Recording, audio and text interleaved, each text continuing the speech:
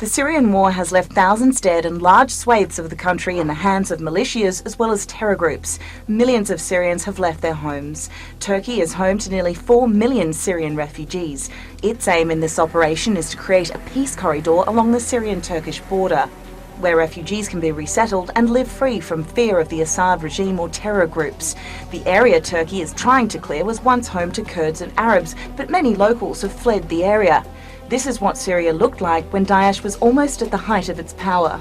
So, if you were a Syrian who did not support the regime, Hayat Tahrir al-Sham, the YPG or Daesh, you basically had to submit to their rule or try to flee. Millions of refugees have been driven out of the country and thousands have been killed by Daesh, but mainly by the Syrian regime. The YPG, who is a terrorist group affiliated with the PKK, has also played a role. In 2015, Amnesty International released a report outlining how YPG groups deliberately burned down villages and forced displacements. Turkey is also seeking to clear its border from the group that has shelled Turkey and killed hundreds of people for years. In 2016, Turkey launched Operation Euphrates Shield. Its aim was to drive Daesh and the YPG out of northern Syria. Then in 2018 came Operation Olive Branch in Afrin. As a result of the two operations, at least 340,000 refugees were able to return home. And today, Turkey is carrying out Operation Peace Spring to create a 480-kilometre long, 30-kilometre wide safe zone. These are the obstacles preventing them from doing that. Since 1984, the PKK, an armed organisation, has been fighting against the Turkish state, claiming the lives of more than 40,000 people. According to a CIA fact book, there is estimated to be around 12 million Kurds in Turkey. The PKK claims to lead a struggle for the right of self-determination for Turkey's Kurdish population, which is not supported by every Kurd in Turkey. This group is recognised as a terrorist organisation not only by Turkey but many entities, including the European Union, NATO and the United States.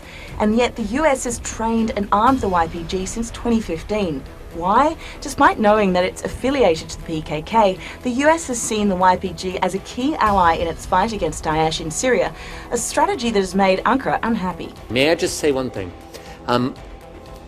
The YPG, that militia that the United States has been supporting, is absolutely affiliated with the PKK. Is the PKK a terrorist organization in the eyes of the Turkish government? The PKK is a terrorist organization not only in the eyes of the Turkish government, but in the eyes of the U.S. government as well. As of now, more than 300 civilians in Turkey have been killed by Daesh, and Turkey alone has arrested over 5,000 Daesh terrorists and neutralised 3,500. So why hasn't the US looked to Turkey to be its key partner in the fight against Daesh? We are witnessing a terrorist organization trying to legitimize a terrorist organization at the expense of destroying it with another terrorist organization. You can never defeat a terrorist organization with another terrorist organization.